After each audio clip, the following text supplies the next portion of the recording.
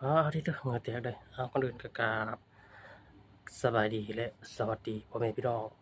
เบิดสุขุสู่คนเนาะบ่ว่าพี่น้องฝั่งลาวพี่น้องฝั่งไทยเนาะมาพบมาพอกับสองเบาเบียคือเก่าคือเดิมพี่น้องเอ้ยเนาะอ่าผิดพลาดประการใดก็กราบขอโทษขออภัยเหงื่อแตกเลยพี่น้องเอ้ยย่างมาแต่ซื้อกับข้าวเนาะไปสว่างอีกไปซอยสว่างก็ไปสะพานเดืองอีกเดินวนไปวนมา ถือว่าเหงื่อไหลซะพี่น้องเอ้ยเนาะมื้อนี้ก็ได้กับข้าวตำทั่วปิ้งปลาลูกแล้วก็ไก่ย่างเนาะพี่น้องวันนี้ก็บ่มีหยังหลายพี่น้องเอ้ยมาถ่ายคลิปหรือว่าอัดวิดีโอก่อนถือว่า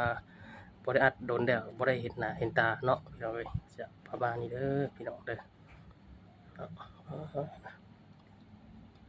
ช่วงนี้ก็ฟ้าฝนตกเนาะพี่น้องเอ้ยขับรถขับลาก็ให้ระวัดระวังเนาะเพราะว่าถนนลื่นพี่น้องเอ้ยไปซะฮอดซะก็อย่ามันเนาะไปซะแต่ปลอดภัยไปไวแต่บ่ปลอดภัยก็คอยขับเนาะขับรถขับลาอย่างมีสติเนาะใส่ถนนหนทางพี่น้องเอ้ยเนาะเพราะว่าแต่ละมื้อแต่ละวันก็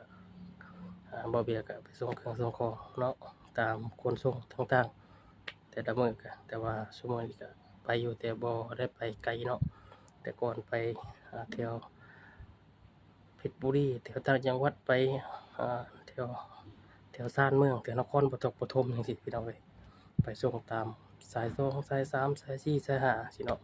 ช่วงนี้ก็อยู่ในบ้านส่งแต่แถวรองเมืองแล้วก็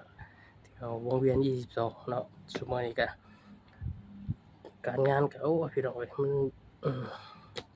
แต่ละมื้อเนาะก็เหงื่อแตกเลยพี่น้องเอ้ย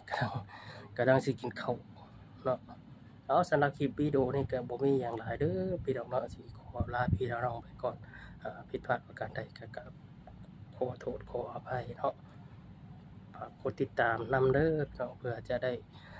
อัปเดตคลิปแนว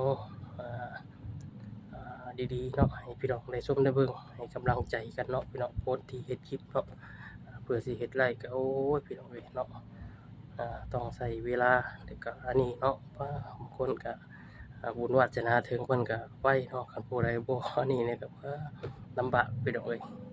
คือนี่ก็สร้างมาแต่ล้นแหละแต่บ่ค่อยได้อัดคลิปเนาะ